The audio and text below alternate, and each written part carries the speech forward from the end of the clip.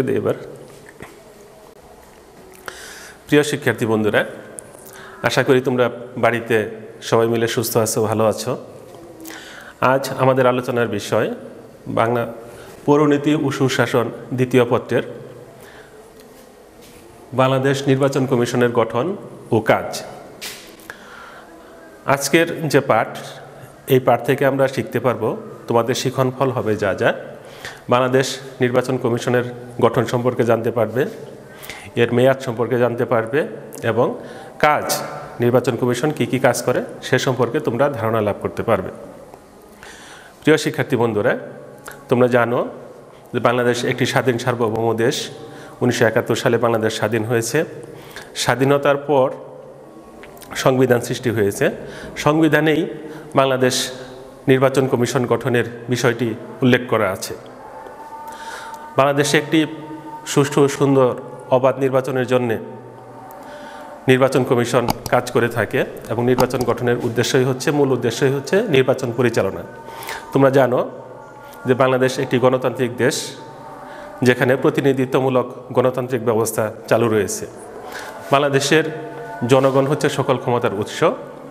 এই জনগণ শাসন কার্যে অংশগ্রহণ করে প্রতিনিধি নির্বাচনের মাধ্যমে। তো এই প্রতিনিধিদের নির্বাচন করা এবং নির্বাচন সুষ্ঠুভাবে পরিচালনা করা, যাতে করে দেশের সরকারও পরিবর্তন হয় নির্বাচনের মাধ্যমে। তো নির্বাচন পরিচালনা করা হচ্ছে নির্বাচন কমিশনের মূল দায়িত্ব। বাংলাদেশের সাংবিধানিকভাবেই নির্বাচন কমিশন গঠিত হয়।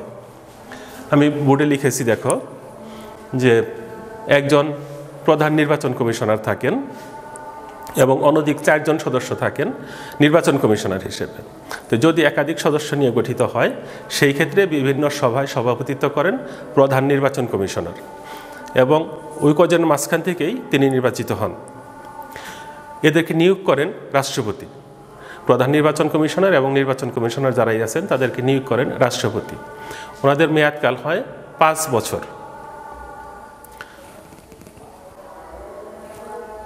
আর নির্বাচন কমিশনের যে সচিবালয়, নির্বাচন কমিশনকে সংক্ষেপে বাংলায় যদি বলি তাহলে নি-ক, এটা দিয়ে এর মনোগ্রামেই আছে এই দুটো অক্ষর, যেখানে নি-ক মানে নির্বাচন কমিশন।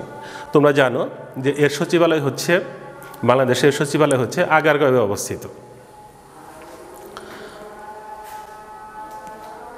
নির্বাচন কমিশনের যে কাজ, সেই কাজ সম্পর্কে আমরা একটু আলোচনা করব। এর প্রধান কাজ হচ্ছে রাষ্ট্রপতি নির্বাচন। আমি বোর্ডে লিখেছি, দেখো, নির্বাচন পরিচালনা। তো নির্বাচন পরিচালনার ক্ষেত্রে রাষ্ট্রপতি নির্বাচন, সংসদ সদস্য নির্বাচন এবং স্থানীয় সরকার যে নির্বাচন আছে, যেমন ইউনিয়ন পরিষদ নির্বাচন, উপজেলা পরিষদ, জেলা পরিষদ, যে নির্বাচনগুলো আছে, এই নির্বাচনগুলো পরিচালনা করে, যেগুলো আইনের মধ্যেই উল্লেখ আছে, সেগুলো পরিচালনা করা হচ্ছে নির্বাচন কমিশনের প্রধান দায়িত্ব। এছাড়া অন্যান্য দায়িত্বের মধ্যে আছে নির্বাচনী এলাকার সীমানা নির্ধারণ করা, তারপরে ভোটার তালিকা করা, নির্বাচনী আচরণবিধি যেটা আছে, এই আচরণবিধি প্রণয়ন, রাষ্ট্রের সাথে সাংবিধানিকভাবে যে সিস্টেমগুলো আছে তার সাথে মিল রেখে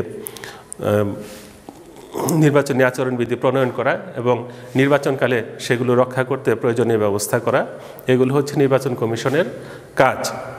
তো প্রিয় শিক্ষার্থী বন্ধুরা, আমরা জানতে পারলাম বাংলাদেশ নির্বাচন কমিশনের গঠন ও কাজ সম্পর্কে।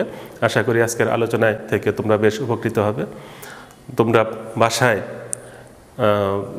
বিভিন্ন বই আছে, বইগুলো থেকে তোমরা ঘেটে ঘেটে দেখবে আরও, তাতে তোমাদের আরও বেশি উপকার হবে। তোমরা ভালো থেকো। সবাইকে ধন্যবাদ।